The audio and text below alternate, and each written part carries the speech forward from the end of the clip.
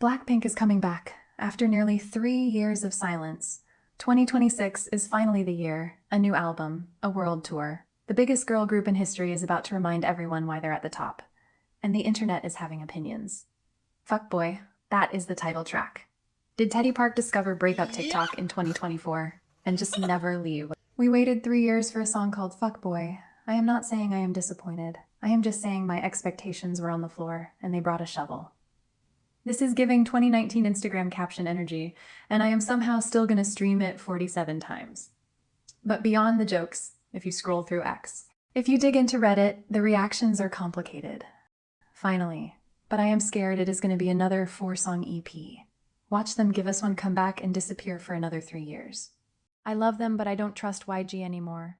Girl crush in 2026. Are we still doing this? The excitement is real, but so is the skepticism, so is the exhaustion. And it made me wonder, Blackpink has released 32 songs in 9 years. BTS, over 250, twice, close to 300. And yet Blackpink is the biggest girl group on the planet, the highest grossing female tour of all time. 4 members who are each worth more than entire Kpop groups combined. So why does everyone act like YG ruined them? What if I told you their failure was the strategy all along? Before we dive in, I want to know what you think. Are you excited for this comeback? Already exhausted? Think Fuckboy is genius or a cry for help? Drop your honest take in the comments. I'll be reading. Let's talk about the numbers for a second because they genuinely don't make sense. 32 songs. That is it. In almost a decade, Blackpink has given us 32 songs. As a group. To put that in perspective, some groups release that in a single year. NewJeans debuted in 2022 and already released more music than Blackpink did in their first 3 years. And yet, every single Blackpink release is a certified hit. Do. Still being played. Kill This Love. Iconic. How You Like That broke YouTube records that still haven't been touched. They went almost 3 years without a group album. 3 years. And when they announced their deadline tour, tickets sold out in minutes. People were paying thousands of dollars for resale tickets to see a group that hadn't released new music. Now go on any K-pop forum, any Twitter thread, any Reddit discussion.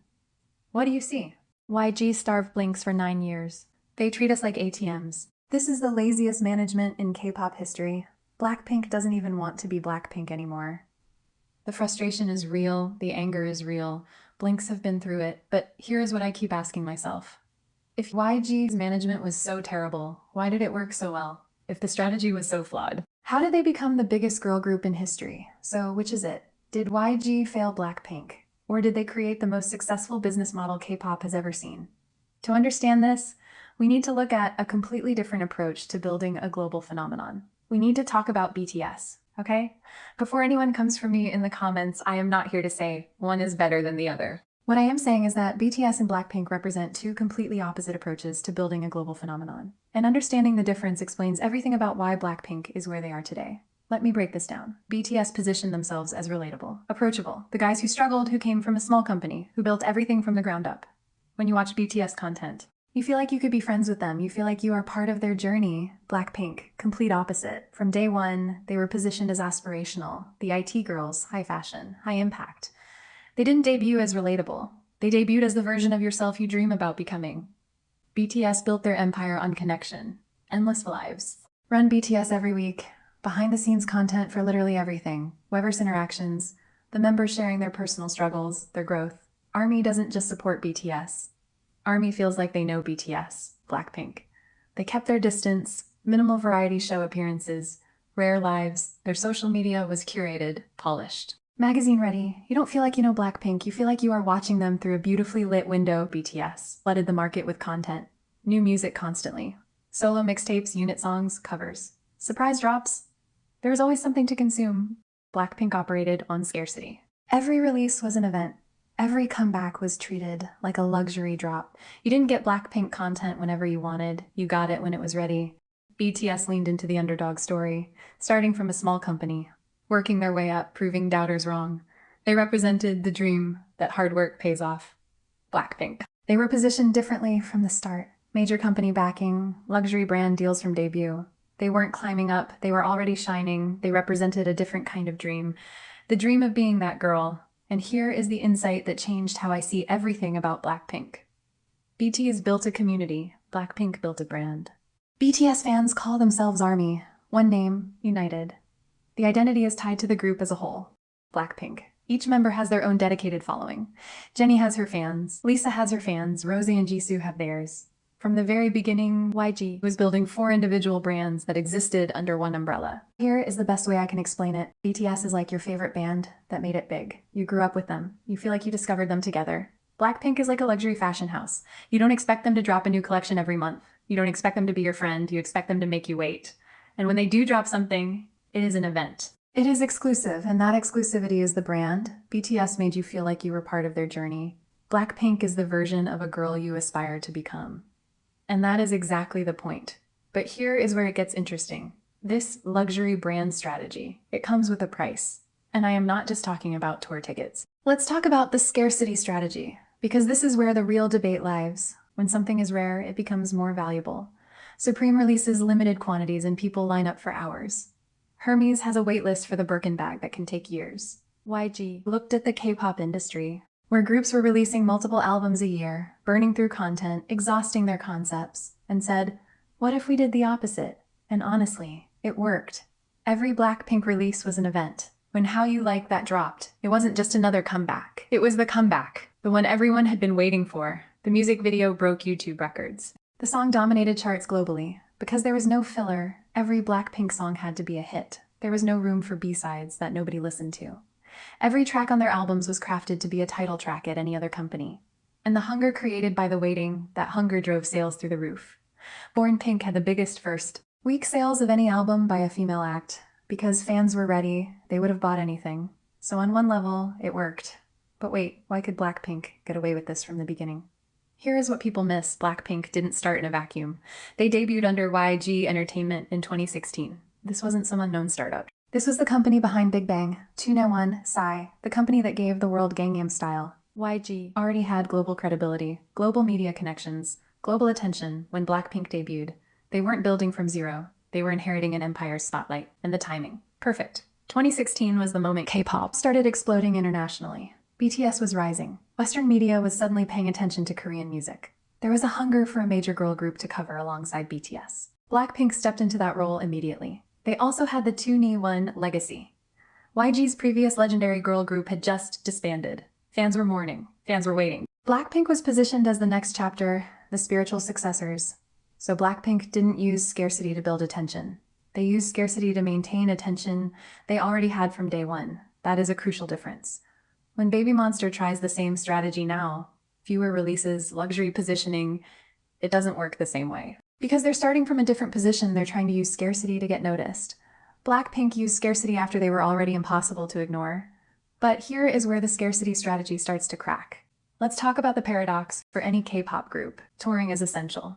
It is where the real money is. Album sales, streaming, those matter. But tours, that is where groups make their fortune. And Blackpink is no exception. The Born Pink World Tour was massive.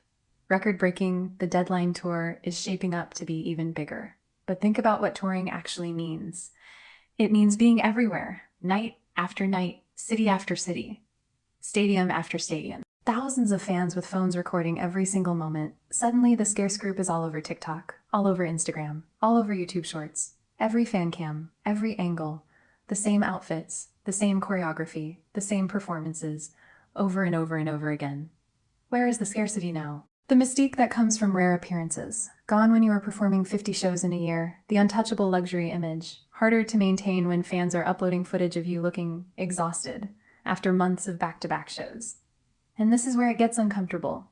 The intensive touring schedule started to show. Jennie faced criticism for what people called lazy dancing. Rosé was spotted missing choreography. The energy that made their performances legendary started to look tired. And maybe in those moments, audiences saw something they weren't supposed to see. Maybe they realized these aren't untouchable goddesses. These are K-pop idols running on the same exhausting treadmill as everyone else. The luxury illusion cracked. Because you can't be Chanel and do a 60-city tour. Chanel doesn't show up in a new city every 48 hours looking jet-lagged. Chanel doesn't have 10,000 fan cams uploaded weekly showing the same outfit from every possible angle. There is a fundamental tension between we're exclusive and rare, and we need to tour constantly because that is where the money is.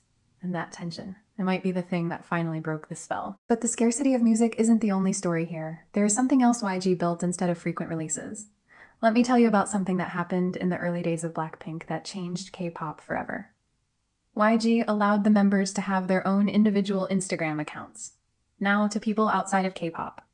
That sounds like nothing. Of course they have Instagram. But in K-pop at that time, this was significant. K-pop companies controlled everything. Your social media, your image, your content, you were part of a group machine. Companies had group accounts, official accounts managed by staff, but idols having free reign over their own social media, their own personal brand. That wasn't common until Blackpink. YG said, let them be individuals. Let them build their own followings. Let them be more than just members of Blackpink. And they did. Look at the results. Lisa has over 100 million Instagram followers. That is not typical K-pop numbers. That is global celebrity numbers. Jennie and Rosé became K-pop soloists, hitting 50 million monthly listeners on Spotify. Each member landed their own luxury brand ambassadorship, not shared individual. Jennie got Chanel, Lisa got Louis Vuitton, Rosé got Saint Laurent, Jisoo got Dior. 4 different fashion empires, each investing in one Blackpink member. From a pure influence standpoint, the individual recognition of each member is remarkable. So success, right? Well, here's where it gets complicated. When you build individual brands that are incredibly strong, you create an interesting dynamic. The group becomes a platform, a launchpad, a shared umbrella that amplifies each person's individual reach. And here is what that means in practice. When Blackpink's contracts were up for renewal in 2023, every member had options. They had their own followings, their own brand deals, their own identities that existed beyond the group. They didn't need to stay under the same structure for solo work. And what happened? They renewed for group activities. But their solo careers, completely separate from YG. Jennie started her own label. Lisa signed with RCA. Rosé went with Atlantic. They kept the Blackpink name because it still has value, but their individual paths, those are being built elsewhere now. There is a perspective I keep coming back to from a Reddit discussion. YG prioritizing solo activities is exactly why they couldn't keep the members for everything. They gave them the foundation to build independently. YG didn't just build 4 solo artists. YG built 4 independent brands that happened to share a group name. But wait, if this dynamic was so complex, if it led to members building separate structures, why did the Blackpink brand become so powerful? Why are we even talking about them in 2026? Here's the part that took me the longest to understand. And honestly, it is the key to everything. Blackpink wasn't just selling music, Blackpink was selling a fantasy. Let me explain what I mean. When you look at groups that emphasize relatability, the appeal is, they're like us. They struggled. They made it. Maybe we can too. You see yourself in their journey. The appeal is connection. When you look at Blackpink, the appeal is different. You look at them and think, that is who I want to be. That is the confidence I want. That is the style I want. You don't see yourself in them. You see your aspirational self. This isn't a criticism. This is a real psychological dynamic, and it is incredibly powerful for building a brand. Think about iconic female pop figures throughout history. Madonna, Beyoncé, they weren't necessarily relatable.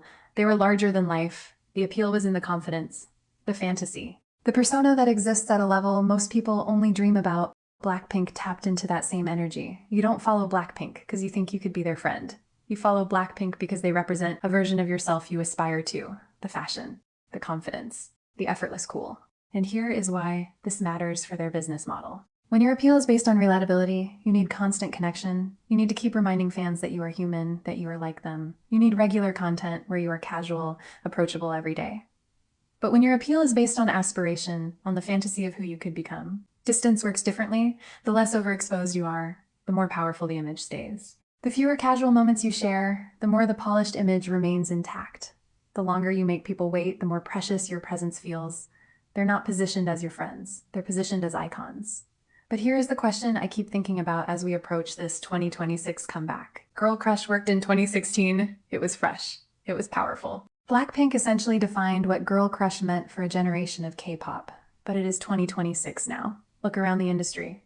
Almost every girl group has elements of Girl Crush now. The confident styling, the powerful choreography, the we don't need anyone energy.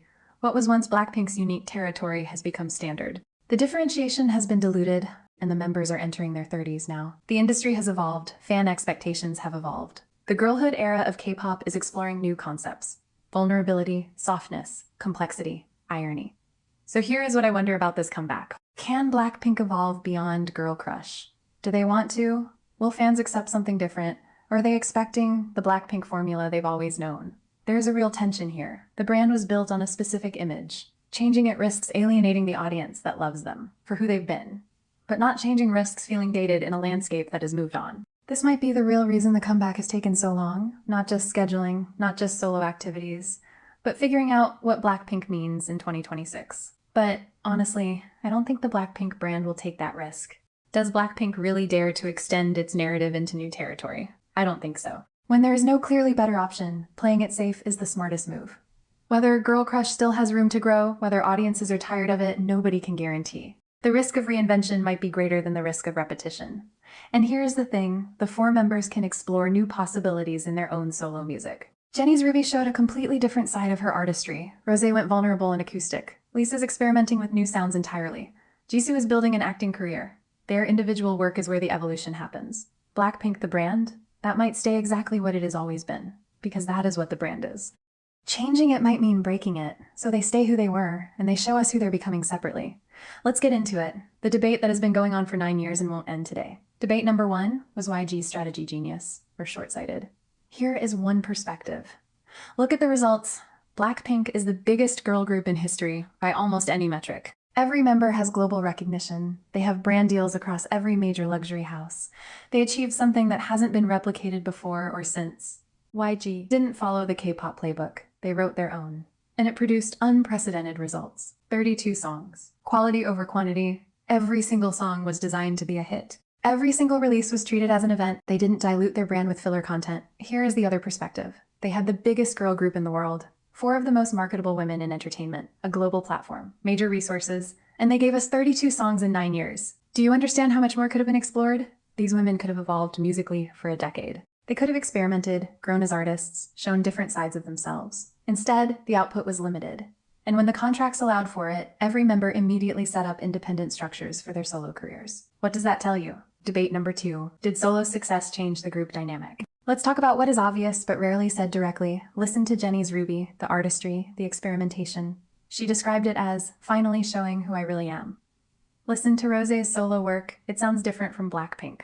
Acoustic, vulnerable, a different emotional register. Look at Lisa's alter ego direction. She set up her own structure entirely, exploring sounds and concepts that feel distinctly hers. And Jisoo focused on acting in projects that the group's schedule never had room for. All 4 of them, with more creative freedom, went in different directions. So here is the question. If their solo music represents finally them, what was Blackpink? Was Blackpink always a shared project that contained 4 different artists? Or was it a specific concept they inhabited together until they could express themselves individually? These aren't accusations, they're genuine questions, and they're questions fans think about. Debate number 3, can this model work for anyone else? Here is my observation on this whole situation. Everyone in the industry watched Blackpink succeed, and everyone tried to understand the formula, the scarcity, the luxury positioning, the individual brand building. YG themselves tried to apply similar thinking to Baby Monster. It is producing different results. Because Blackpink wasn't a formula, Blackpink was a specific moment. They debuted at exactly the right time. K-pop was exploding globally. There was space for a major girl group to claim. They had 4 members with particular chemistry. They had Teddy Park creating a signature sound. They had YG's infrastructure and legacy. And yes, they had the strategy alone doesn't create the outcome. The strategy needs all those other elements to align. New Jeans showed you can succeed with constant releases and a completely different aesthetic. aespa showed you can succeed with heavy concept and lore. There are multiple paths. What worked for Blackpink was specific to Blackpink. So where does that leave us? I'm not here to tell you YG was right or wrong. I don't think it is that simple. Multiple things can be true at once. They created something remarkable, and there are also things that could have been done differently. The strategy produced unprecedented success, and it also had trade-offs. The members are building thriving solo careers, and the group dynamic has evolved into something new. But here is what I keep thinking about. Will Blackpink still have this level of cultural impact if they had released music constantly? If they had dropped content as frequently as other groups? Would each release still feel like an event? Would people still line up for comebacks, or would they have become part of the regular content stream? Would we even be having this conversation in 2026 if there had been 100 songs instead of 32? Is the scarcity what made us obsess, or what made us frustrated, or somehow both? I don't have definitive answers. I am not sure anyone does. But here is my takeaway. Maybe what made Blackpink powerful wasn't what they gave us. It was what they made us want.